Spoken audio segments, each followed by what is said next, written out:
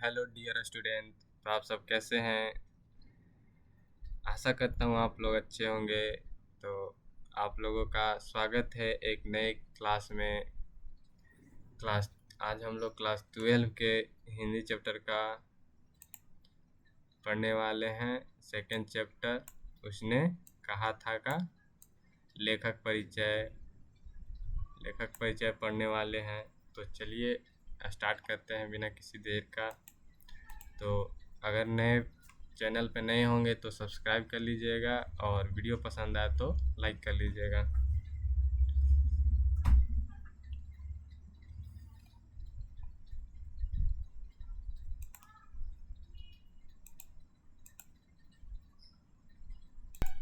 चलिए देखते हैं पहला क्या कह रहा है।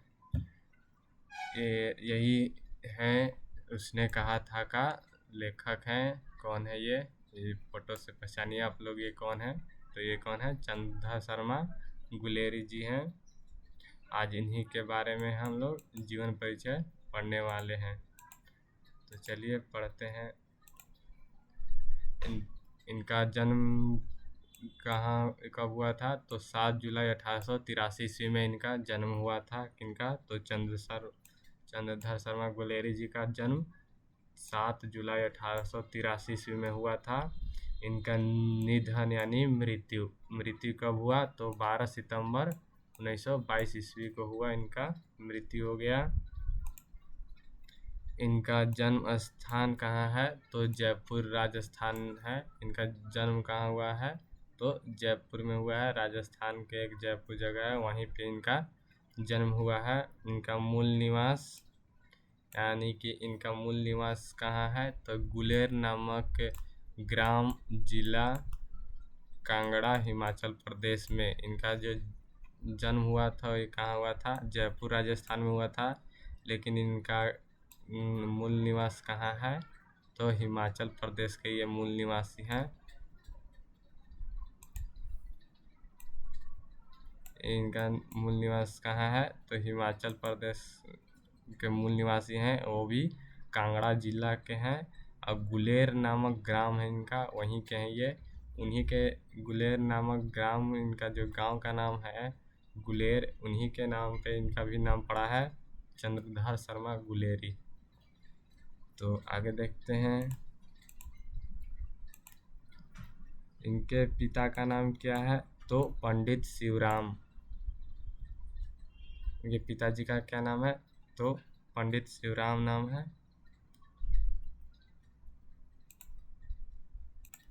तो पंडित शिवराम नाम है इनके पिताजी का नाम। और इनका शिक्षा के बारे में बताया गया है कि शिक्षा कहाँ किए, कैसे किए। तो बचपन में संस्कृत की शिक्षा की है। बचपन में इन्होंने संस्कृत की शिक्षा ली। 1899 में इलाहाबाद तथा कोलकाता विश्वविद्यालयों में से क्रमशः एंट्रेंस तथा मैट्रिक 1901 में कोलकाता विश्वविद्यालय से इंटर, 1903 में इलाहाबाद विश्वविद्यालय से बीए किए। यानी कि कहने का मतलब है कि इन्होंने बचपन में संस्कृत की शिक्षा की थी। इन्होंने बचपन में क्या की? संस्कृत की शिक्षा प्राप्त की। और 1899 ईस्वी में इलाहाबाद तथा कोलकाता विश्वविद्यालय से क्या किए? एंट्रेंस यानी इंटर और मैट्रिक की परीक्षा पास किए। कब? 1899 ईस्वी में पास किए मैट्रिक, और 1901 ईस्वी में क्या किए? इंटर पास किए। और 1903 में इन्होंने कहा विश्वविद्यालय में बीए पास किए। 1903 ईस्वी में इलाहाबाद विश्वविद्यालय से बीए की पढ़ाई पूरी की। नेक्स्ट देखते हैं ये क्या बोल रहा है।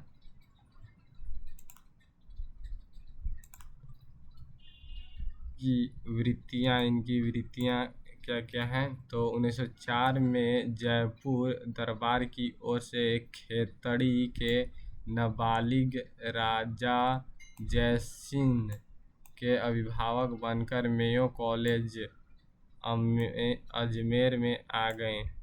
इन्होंने 1904 ईस्वी में जयपुर के दरबार में खेतड़ी के नाबालिग राजा जय सिंह के अभिभावक बनकर मेयो कॉलेज में अजमेर आए थे। इन्होंने 1904 ईस्वी में जयपुर के दरबार में क्या चीज बन के गए थे? खेतड़ी के नाबालिग थे जो राजा जय सिंह थे, उनके खेतड़ी के बनकर गए थे। कहाँ? मेयो कॉलेज में गए थे, अजमेर गए थे। जयपुर में अजमेर है, वहीं पे ये गए थे।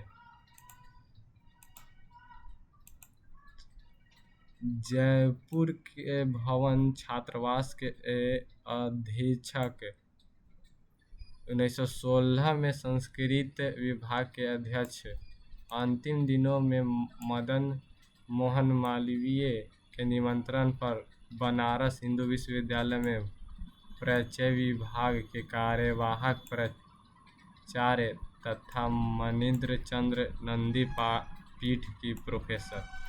यानी कि कहने का मतलब ये है इसका कि इन्होंने जयपुर भवन में इन्होंने छात्रावास में अधीक्षक यानी कि अध्यापक का कार्य किए और 1916 ईस्वी में संस्कृत विभाग के अध्यक्ष बन गए। 1916 में संस्कृत विभाग के क्या बने? तो अध्यक्ष बने। और अंतिम दिनों में मदन मोहन मालवीय के निमंत्रण पर बनारस के हिंदू विश्वविद्यालय में परिचय विभाग कार्यवाहक परिचय विभाग के कार्यवाहक प्राचार्य तथा मनीन्द्र चंद्र नंदी पाठ की प्रोफेसर बन गए। इन्होंने अंतिम दिनों में मदन मोहन मालवीय के निमंत्रण के द्वारा मदन मोहन मालवीय जी ने इनको निमंत्रण किया बनारस के हिंदू विश्वविद्यालय में। प्राचार्य विभाग के क्या बन गए थे? ये मनीन्द्र चंद्र नंदी पीठ के प्रोफेसर बन गए थे। कौन बन गए थे? तो चंद्रधर शर्मा गुलेरी जी बन गए थे।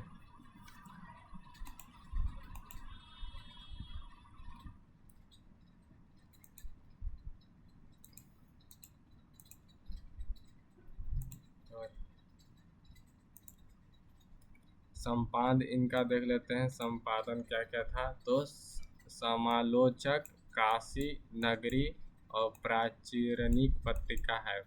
ये याद रखिएगा, ये इम्पोर्टेंट, ये क्वेश्चन आता है बिहार बोर्ड में।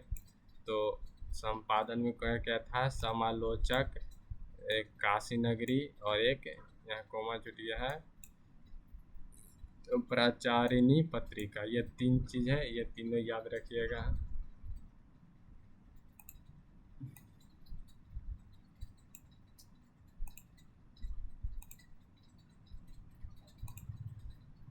इनकी क्या है? रचनाएं हैं। रचनाएं में कौन कौन कहानियाँ इनकी है? तो सुखमय जीवन 1911 ईस्वी में लिखा गया, बुद्धि का कांटा 1911 ईस्वी में, और उसने कहा था 1915 ईस्वी में, जो इसी चैप्टर के बारे में हम लोग अध्ययन करने वाले हैं और इसी के बारे में ही पढ़ने वाले हैं और इन्हीं का लेखक के बारे में पढ़ रहे हैं। तो इन्होंने 3 कहानियाँ लिखे। कौन? तो चंद्रधर शर्मा गुलेरी जी ने मुख्यतः 3 ही कहानियाँ लिखी हैं, एक सुखमय जीवन, एक बुद्धू का कांटा, एक उसने कहा था। ये तीनों याद रखिएगा, ये क्वेश्चन भी पूछता है, ये क्वेश्चन भी आई है, याद रखिएगा। तो ये याद रखिएगा, ये तीनों 1911 में 2 चीज़, ये दोनों तो सेम है, 1911। तो सुखमय जीवन, बुद्धू का कांटा, उसने कहा था, ये तीनों याद रखिएगा। 1911 तो 2 चीज़ है और उसने कहा था 1915 ईस्वी में, ये याद रख लीजिएगा।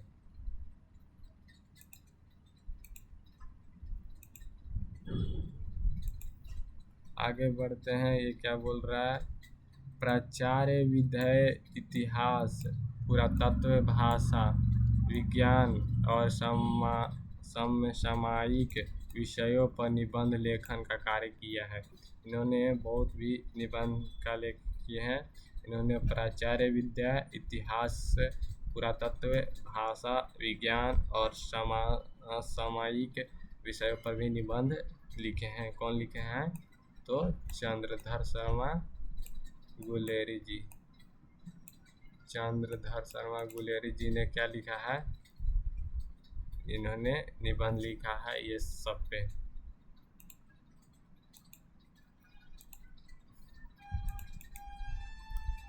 कछुआ, धर्म, महर्षि मोही, उठाव, पुरानी हिंदी, भारतवर्ष, डिंगल, संस्कृत की टिप्पणियाँ, देवाना, प्रिय आदि के प्रमुख निबंध हैं। ये जो कछुआ धर्म है, ये जो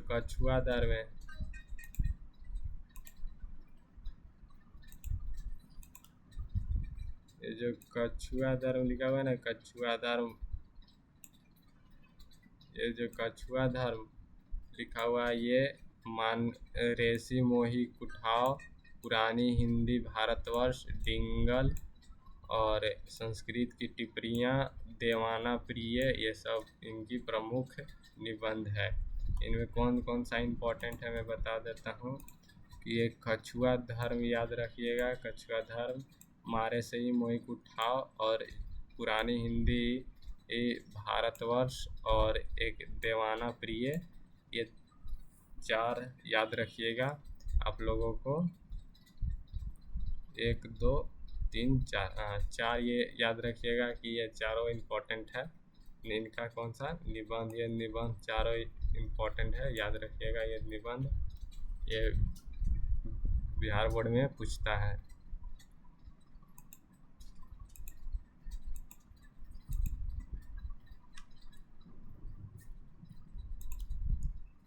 इनके अतिरिक्त अनुवादों की बाढ़, खोज की खाज, क्रियाहीन हिंदी, वैदिक भाषा में प्रकृतपन आदि टिप्पणी भी प्रकाशित की गई है।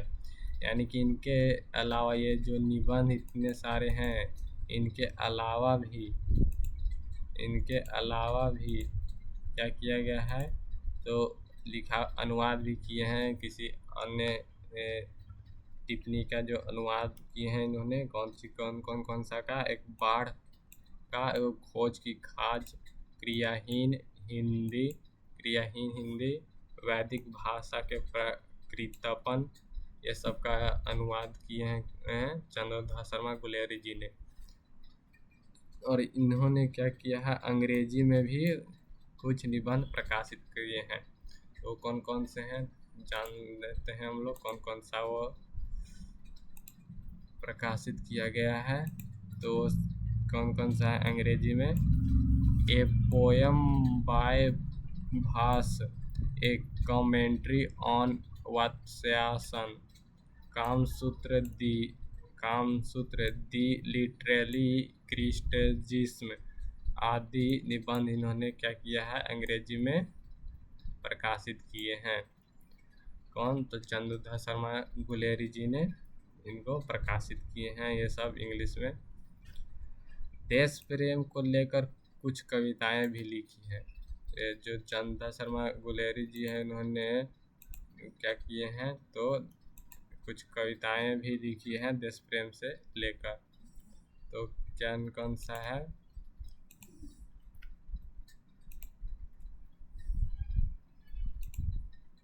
चंद्रधर शर्मा गुलेरी 20वीं सदी के प्रथम चरण में हिंदी गद्य साहित्य की एक प्रमुख लेखक थे। जो चंद्रधर शर्मा गुलेरी जी हैं वो 20वीं सदी के क्या थे? पहले चरण के, 20वीं शताब्दी के पहला चरण के हिंदी गद्य साहित्य के प्रमुख लेखक थे। जो चंद्रधर शर्मा गुलेरी जी हैं वो 20वीं शताब्दी के पहला चरण के क्या थे? हिंदी साहित्य के गद्य लेखक थे।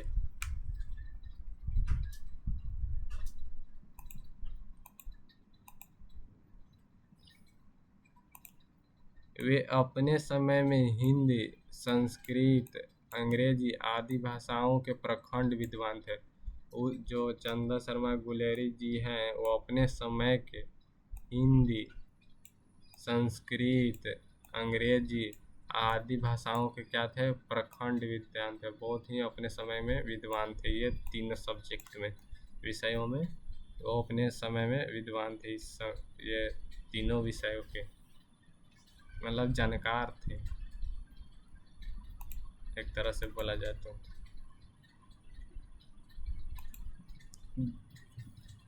वे द्विवेदी युग के एक प्रमुख निबंध और बहुमान्य विद्वान थे। वो द्विवेदी युग के थे। द्विवेदी युग के थे कौन? तो चंदा शर्मा गुलेरी जी द्विवेदी युग के थे और वो प्रमुख निबंधकार थे और बहुमान्य विद्वान थे। चंदा शर्मा गुलेरी जी द्विवेदी युग के क्या थे? तो निबंधकार थे, याद रखिएगा, और बहुमान्य विद्वान थे। ये तो याद रखिएगा, ये इम्पोर्टेंट। इतना जो लिखा गया है ये छाट के लिखा गया है एक बुक से, क्योंकि ये इम्पोर्टेंट लाइन्स हैं, ये आता है, इस वजह से मैंने इसको किया है। तो आप लोग इसको ध्यान से पढ़ लीजिएगा। ये टेलीग्राम पे PDF दे दिया जाएगा, ठीक है ना।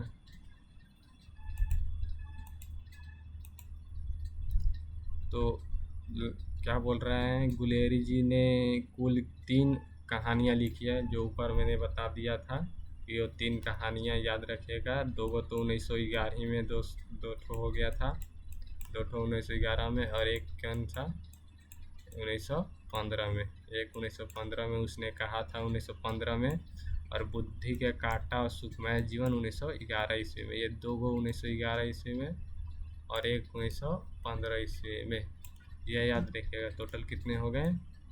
टोटल 3 हो गए, याद रख लीजिएगा।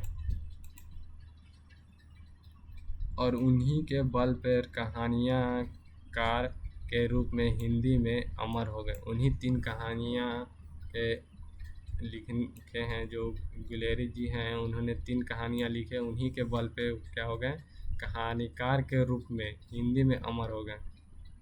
क्या हो गए? हिंदी में उन्होंने अमर हो गए उन्हीं 3 कहानियाँ के बदौलत। और उनकी कहानियाँ विषय वस्तु, भाषा शैली और शिल्प की के कारण अपने समय से बहुत आगे की रचनाएं प्रतीत होती है। जो उनकी कहानियाँ हैं उनके विषय वस्तु और भाषा शैली और शिल्प से बहुत ही अपने समय से बहुत ही आगे की रचनाएं प्रतीत होती हैं उनकी। इनकी तो चंदा शर्मा गुलेरी जी की होती है। तो इतना ही है इनका, क्या है, जीवन परिचय इनका इतना ही है। तो आप लोग याद रखिएगा इनका इतना जीवन परिचय। और अगर आप लोगों को नोट्स चाहिए, ये जो मैंने इनकी जीवनी लिखी है, ये जीवनी चाहिए, तो आप लोग क्या कीजिएगा, इस नंबर पे, कोर्स के इस नंबर पे कांटेक्ट कीजिएगा, 9939200503। इतने पे ये आप लोग क्या कीजिएगा, तो SMS कीजिएगा, SMS, ठीक ना। SMS करके व्हाट्सएप पे SMS कीजिएगा। आप लोगों को ये क्या दिया जाएगा, दे दिया जाएगा, इसका ये PDF दे दिया जाएगा जीवन परिचय का, इसका PDF दे दिया जाएगा। या तो आप लोग हमारे टेलीग्राम चैनल से ज्वाइन कर सकते हैं। मैं इसका डिस्क्रिप्शन में टेलीग्राम चैनल का लिंक दे दूँगा, टेलीग्राम चैनल का। तो आप लोग क्या कीजिएगा, ज्वाइन कर लीजिएगा टेलीग्राम चैनल, वहाँ पे भी इसको अपलोड कर दिया जाएगा। तो आप लोगों को वीडियो अच्छी लगी हो तो लाइक, कमेंट एंड शेयर और सब्सक्राइब कर दीजिएगा। और सब्सक्राइब ज़रूर करके ऑल नोटिफिकेशन क्या कीजिएगा, और ऑल नोटिफिकेशन ऑन कर दीजिएगा, ताकि आप लोगों को क्या हो सके, जब भी कोई नया अपडेट आए तो इस चैनल से आपको मिल जाएगा, सबसे पहले मिल जाएगा। इस वजह से आप लोग क्या कीजिएगा, इस वीडियो को क्या कीजिएगा, लाइक कर दीजिएगा और कमेंट कर दीजिएगा कि आप लोगों को ये कैसा वीडियो लगा, और शेयर कर दीजिएगा अपने दोस्तों के साथ। तो धन्यवाद। अब मिलते हैं नेक्स्ट क्लास में, तब तक के लिए जय हिंद। हाँ, अगर इसके बाद आप लोगों को क्या किया जाएगा, कहानी चैप्टर का ऑब्जेक्टिव करा दिया जाएगा, और इससे जो जूनी है उससे भी उसमें ऑब्जेक्टिव करा दिया जाएगा, ठीक है ना। तो जय हिंद। अब मिलते हैं नेक्स्ट क्लास में, तब तक के लिए जय हिंद।